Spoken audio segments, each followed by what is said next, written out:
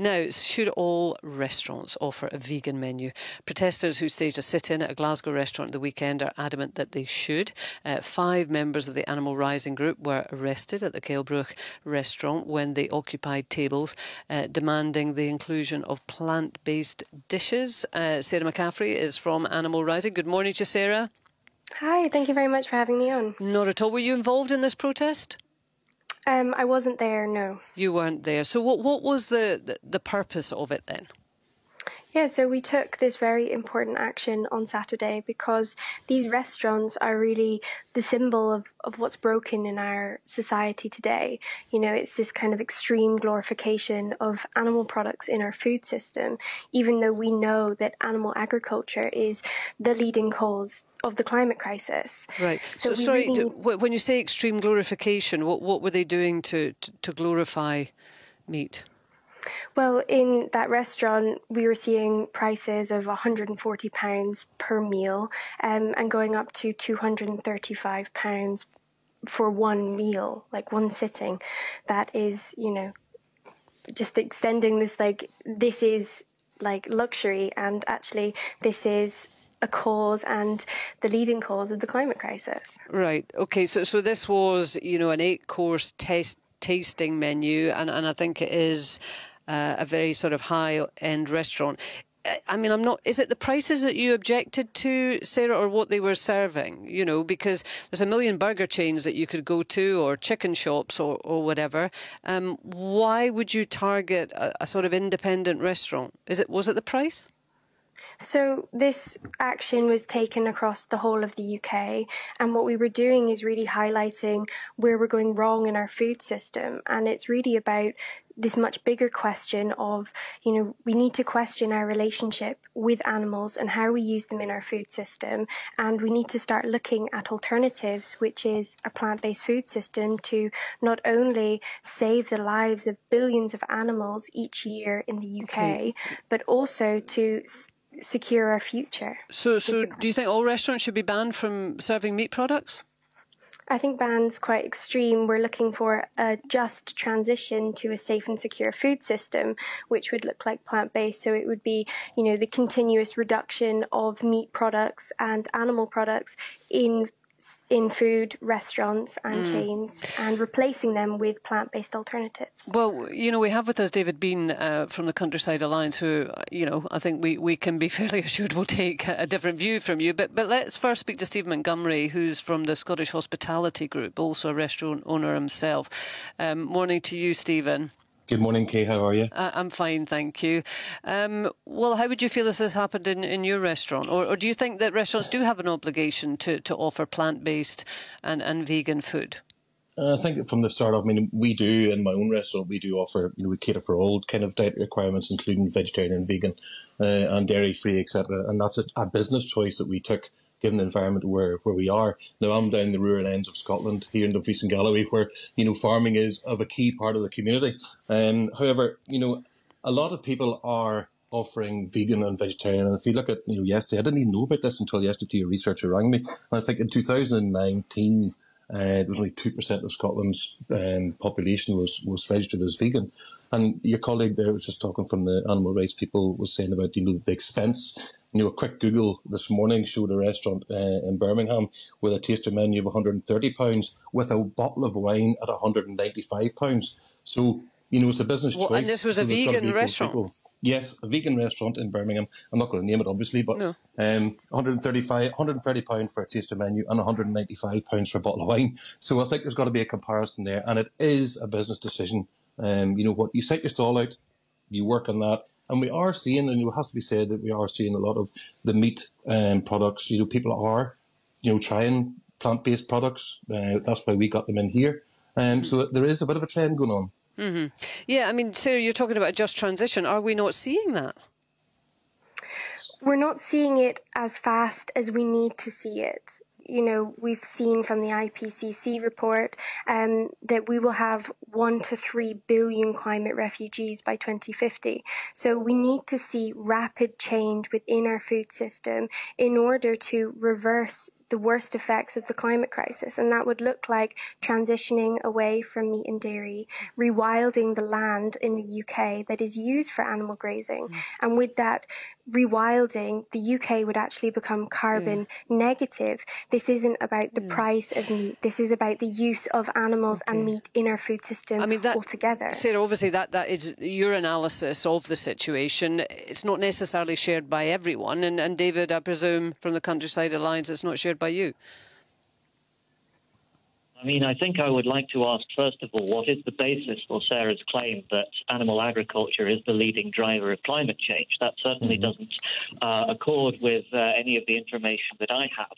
But I also think that the difficulty is that when activists talk about the climate impact of animal agriculture, they can only make their point by referring to food production across the entire world.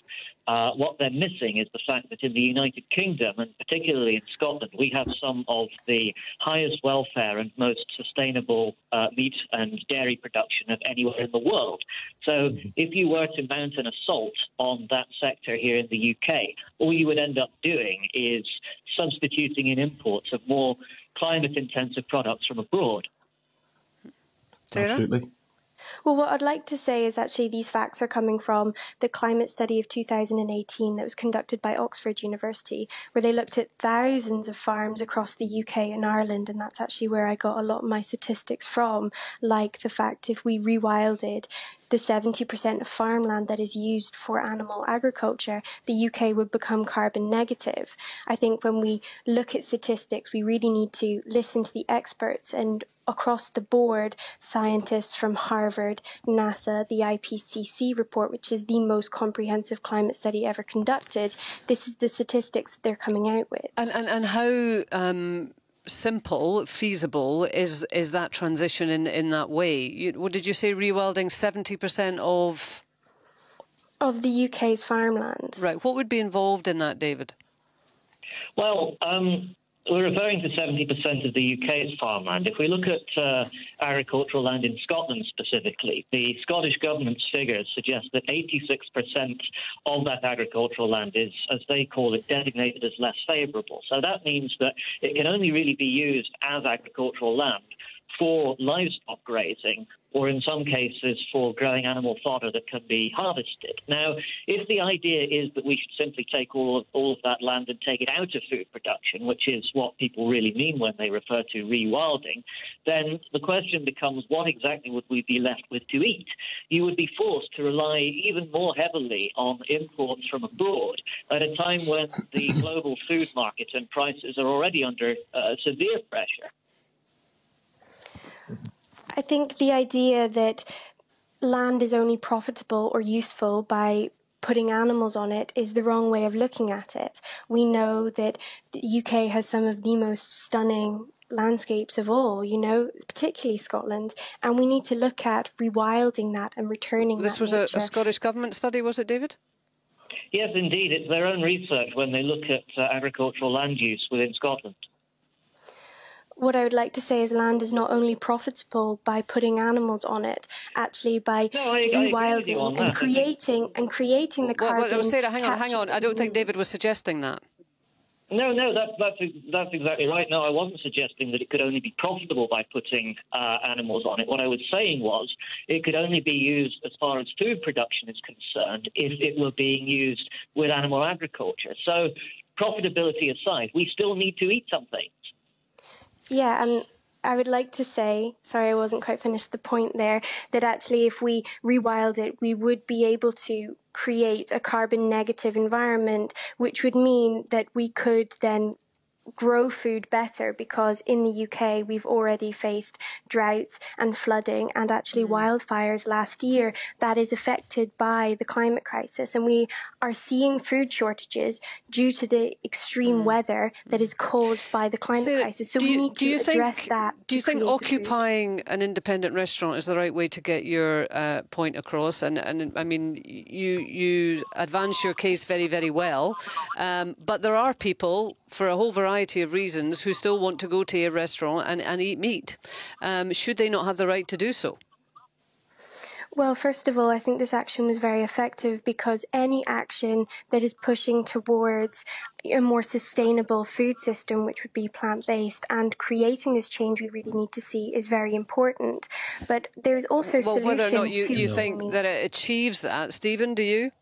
No, I don't think this really achieved anything. I mean, the way to achieve positive change is via dialogue and proper dialogue, having the facts, do your own studies, etc. Not by, putting a business at risk. A business, what a fantastic restaurant that place is. It's in a really nice place in Glasgow. There's many agritourism in Scotland, for example, field to fork.